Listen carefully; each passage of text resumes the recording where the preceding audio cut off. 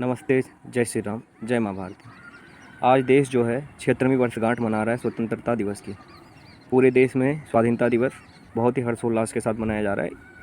इस विषय पे बातचीत करनी थी, कुछ चर्चाएं होनी थी अपनों से अपनों के बीच, जिसमें कि कुछ इतिहास से जुड़े हुए तथ्य होंगे, वर्तमान को लेके चर्चा होगी और भविष्य को लेके चिंता होगी। इस विषय पे आप अवश्य पूरा वीडियो देखिएगा। चर्चा प्रारंभ करते हैं। भारत की स्वतंत्रता में हर एक व्यक्ति, हर एक नागरिक का अपना योगदान रहा। उसमें से कुछ स्वार्थ निहित थे, कुछ निस्वार्थ थे। भारत की विडंबना यह है कि जो स्वार्थ निहित थे उन्हें राष्ट्र का पिता, राष्ट्र के चाचा बता दिया गया, जो कि वास्तविक संघर्षशील हमारे महापुरुष थे। उन्हें हमने क्या किया है, इतिहास के पन्नों में धूल खाने के लिए उनके नामों को छोड़ दिया गया। किसी को इतना श्रेय दिया है कि वह साहेब जो हैं, साहेब के नाम से ही जाने लगे। वो टोपी, उनके कोट, उनके सिगार, उनके चर्चे थे, और एक के डंडे और बकरी की चर्चा थी। बाकी हमारी जो आर्म फोर्सेस थी नेताजी द्वारा, उसका कोई चर्चा, कोई जिक्र नहीं है। उसके ऊपर फॉरगॉटन आर्मी का टैग लगा दिया गया। इतिहास के किसी कोने में धूल खाते नामों के साथ छोड़ दिया गया। क्या वह इस चीज़ के अधिकारी थे? और जो इनके अधिकारी नहीं थे, जो कि भारत के विभाजन पे मौन रह के भारत का विभाजन होने दिया। बंद कमरों के पीछे ऐसे कौन से निर्णय लिए गए जो कि भारत विभाजन से ज़्यादा महत्वपूर्ण रहे? आज वैसे ही व्यक्ति बापू कहलाते हैं, राष्ट्र के पिता हो गए हैं, कुछ राष्ट्र के चाचा कहलाने लगे। आप ज़रा सोचिए कि स्वतंत्रता की लड़ाई लड़ते लड़ते देश के विभाजन की बातें होने लगी, और देश का विभाजन हुआ भी। इस विषय पे पटेल साहब का एक वक्तव्य है। आप हिंदुस्तान में जो मुसलमान पड़े हैं, वो मुसलमान ने, काफी लोगों ने, ज्यादातर लोगों ने पाकिस्तान बनाने में साथ दिया।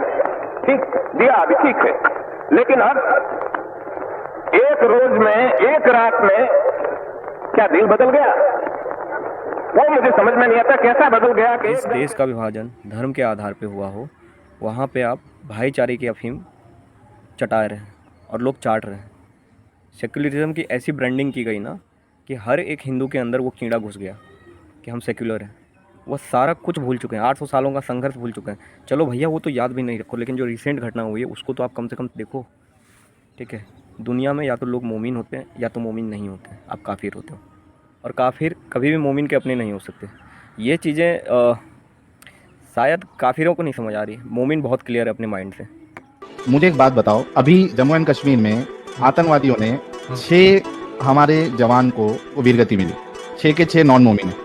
जन्नत में जाएंगे। इसकी वफादारी सिर्फ इसके खून के प्रति है। वो तुम लोग जैसे लोगों की भी रक्षा के लिए वो अपना घर परिवार, संसार, बीवी, बच्चे, ये सब छोड़ के वहाँ गए, उनको वीरगति मिली। यू थिंक दे डिजर्व जहन्नम? वो जन्नत में जाएंगे, मैं बोल दिया हूँ। इसी वजह से मैं उनका एक पॉलिटिकल रोड मैप है। उन्होंने दुनिया को 3 हिस्सों में बांटा है। एक दारुल अमन, दूसरा दारुल हरब, तीसरा दारुल इस्लाम। दारुल अमन का मतलब है लैंड ऑफ पीस, जहां पर इस्लाम पहुंच चुका है वहां लैंड ऑफ पीस होना चाहिए, अथवा जहां इस्लाम कुछ करने की ताकत नहीं रखता है वहां पर दारुल अमन होना चाहिए। देन दारुल हरब, लैंड ऑफ कॉन्फ्लिक्ट, जहां पर ताकत है वहां संघर्ष करो, अपना झंडा जमाओ। Okay, you made it. Darul इस्लाम, पूरे विश्व को इस्लाम में कन्वर्ट करना। ऐसे ही पता नहीं कौन सी ऐसी अफीम चटाई गई है सेकुलरिज्म की, ऐसी ब्रांडिंग की गई है ना कि सारे काफिर लगे पड़े हुए हैं भाईचारे की अफीम चाट के। बहुत हाय हैं उस पर।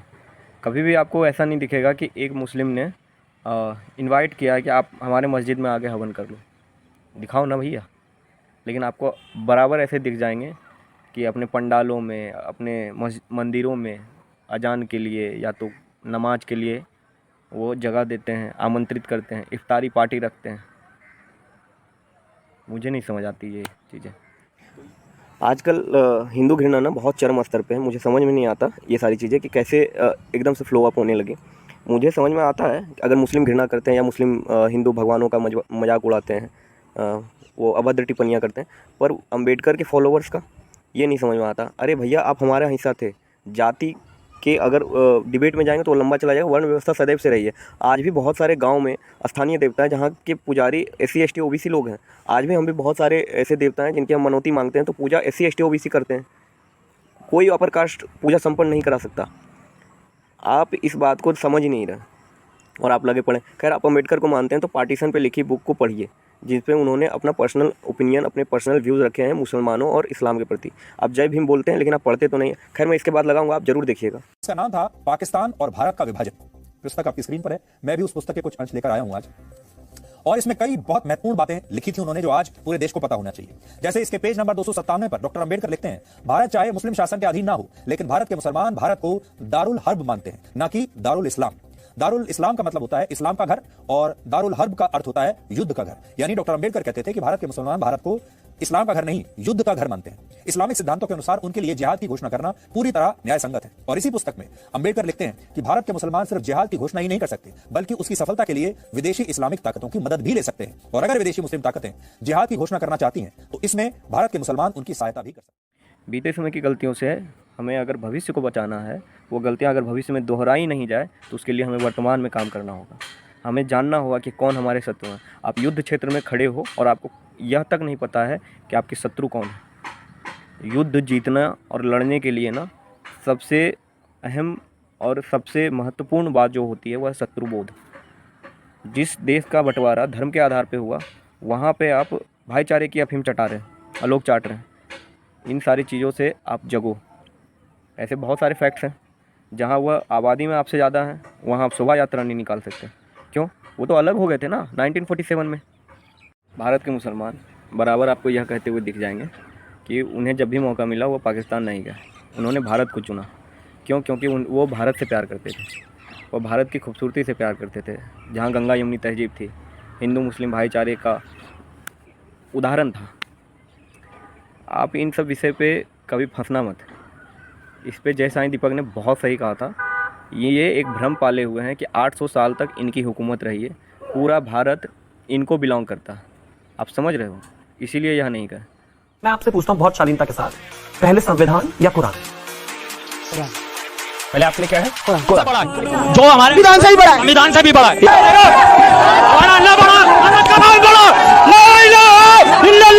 कौम जानते हो क्या?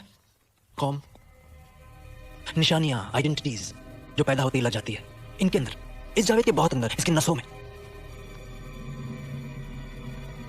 इसके खून में इसकी कौम सनी हुई है। इसकी वफादारी सिर्फ इसके खून के प्रति है। वो कहते हैं कि 15 मिनट के लिए पुलिस हटा ली जाए, 25 करोड़ मुसलमान ये 100 करोड़ आबादी को ठीक कर देंगे। सुनवाऊं को भी एविडेंस? नहीं, वो तो आप अच्छा लगेगा। हिंदुस्तान हम 25 करोड़ है ना, तुम 100 करोड़ है ना, तुम तो हमारे से इतने ज्यादा है। 15 मिनट के लिए पुलिस को हटा कर बता देंगे किसमें हिम्मत है। ये जो बीच बीच में इनकी तरफ से स्टेटमेंट आता है ना, 15 मिनट के लिए पुलिस हटा लो, नाराए तकबीर, करबला का मैदान बाकी है, हुसैन की तलवार की जो धमकियां देते रहते हैं, ये ऐसे ही नहीं है।